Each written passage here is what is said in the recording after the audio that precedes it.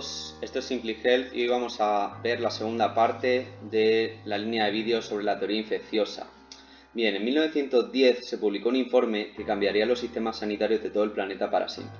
Se trataba del informe Flexner, el cual fue llevado a cabo por el profesor Abraham Flexner, quien viajó por Norteamérica visitando 155 escuelas médicas de USA y Canadá.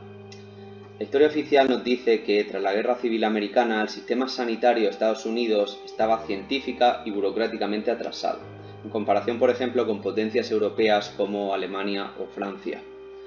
También había una falta de consenso entre las diferentes formas de curar, ya que en aquella época había corrientes homeopáticas, alopáticas, naturistas, medicina tradicional china e incluso medicina de los nativos americanos. El objetivo del informe era legislar para que solo fuese legal y oficial un tipo de medicina. ¿Adivináis cuál? A partir del informe solo se dejaron 50 escuelas médicas de las 650 anteriores que existían. El número de alumnos y de profesionales disminuyó enormemente y además se prohibió a mujeres, negros y judíos el estudio de esta ciencia. Tras décadas de planificación y concienzudo trabajo, se establecieron tres grandes cambios a la hora de tratar a los enfermos. El primero, énfasis en lo físico, biológico, en lo que se puede ver o tocar, y separación cartesiana de la mente y el cuerpo. Esto desplazó campos curativos como la psicología, la hipnosis, la medicina energética, acupuntura, prácticas meditativas, espirituales o introspectivas, entre otras muchas disciplinas. 2. Fragmentación del conocimiento en especialidades y subespecialidades, haciendo que un especialista solo sepa sobre su especialización, dejando de lado el concepto de salud global o integral y siendo fuente de actualmente muchos diagnósticos y tratamientos erróneos. Se hacen algunos chistes sobre esto en que vamos a acabar teniendo médicos especialistas en el dedo meñique del pie derecho. Tercero y más importante, uso de productos químicos sintéticos patentados, conocidos actualmente como fármacos, con los cuales llevamos principalmente el tratamiento de casi cualquier patología. Como vimos en el primer vídeo, Paul Ehrlich fue uno de los padres creadores de esta terapia química y de las famosas balas mágicas contra los patógenos en principio, lo cual luego derivó en la terapia genética. Y imagino que también os hacéis una idea de cuál fue esa medicina que prevaleció sobre las otras. Pues sí, la actual medicina alopática, la cual se consiguió estandarizar en todos los países del mundo y cuyo núcleo de acción era, como bien vimos en el primer vídeo, el patrón fundamental de síntomas de una enfermedad son producidos por un supuesto patógeno y para el cual desarrollamos un producto químico. Bien, durante milenios los terapeutas han usado sustancias naturales aisladas en forma de medicinas para curar. La diferencia fue que a partir de esta época esas sustancias se copiaban sintéticamente en laboratorio para poder ser patentadas y además eran creadas con los derivados de la industria petrolera. Aparecía entonces la medicina industrial actual y la industria farmacéutica, que además son campos de tan alto valor añadido que están consideradas las empresas más rentables del mercado, debido a la gran diferencia entre costo-beneficio de sus productos patentados y, por ende, monopolizados. Además, esta situación se vio reforzada por los propios médicos, que se acogieron a esa nueva medicina alopática y forzaron la reducción de profesionales que les quitaban clientela.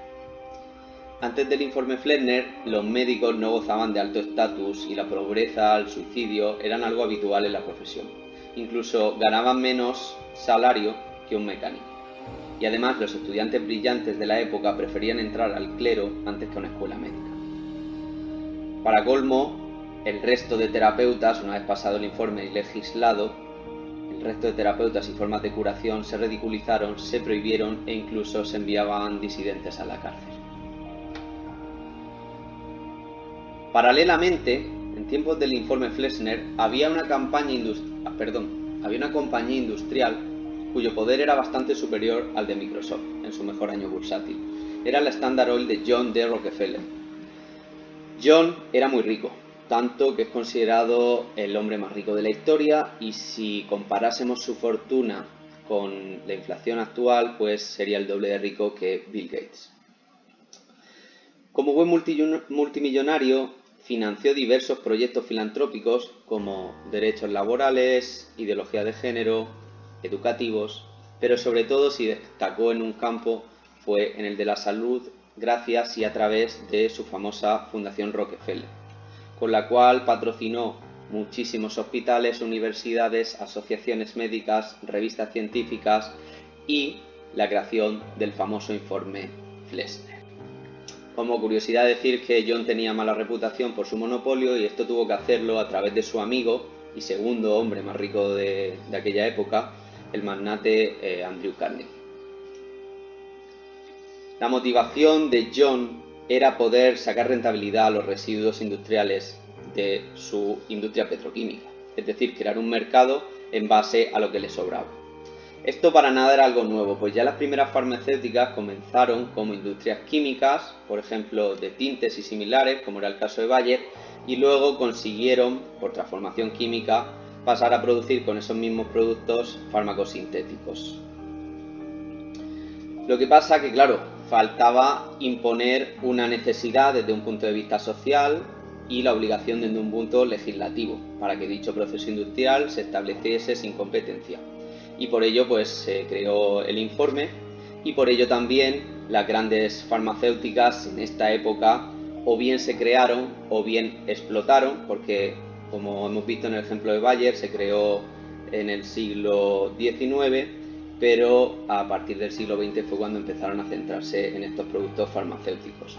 Ocurrió lo mismo con los hospitales. Los hospitales más famosos actualmente de Estados Unidos son creados más o menos en esa época, entre la teoría infecciosa y el famoso informe Flexner. Por ejemplo, la Johns Hopkins y el Mayo Clinic son de 1889 aproximadamente. El Monte Sinaí de esta lista es el más antiguo, de 1852, pero hasta la época del informe Flexner no termina de explotar y formarse como un hospital actual. Luego tenemos el Vanderbilt, que también es de una época parecida, 1874, y luego el Presbyterian o el Centro Médico de San Francisco, que son ya del siglo XX. Y lo mismo o parecido ocurre con las revistas científicas, Nature, la American Journal of Medicine y la revista JAMA. En concreto, pues las revistas americanas también surgieron en este periodo. Curioso también que ocurriera lo mismo con las sociedades científicas. La American Cancer Society, creada en 1913 por la Fundación Rockefeller, la American Heart Association, creada en 1915 y levantada por P&G en 1940, y luego la asociación más famosa, la American Medical Association, que es donde más licencias médicas hay, pues en 1900 tenían solo 8.000 afiliados y tras el informe Flexner, en solo 11 años pasaron a 70.000. A modo de conclusión de esta segunda parte, decir que las causas que se crearan, las causas que provocaron la imposición de la teoría del germen sobre la teoría del terreno, fue simplemente que la primera creaba un relato donde había un enemigo al que atacar con una medicina sintética homologada, homogeneizada, patentada y por lo tanto comerciable y rentable. En la tercera parte de la serie veremos qué pasó con aquellos científicos que defendían la teoría del terreno. Hasta aquí el vídeo de hoy. Si os ha gustado podéis suscribiros al canal y nos vemos en el próximo. Saludos.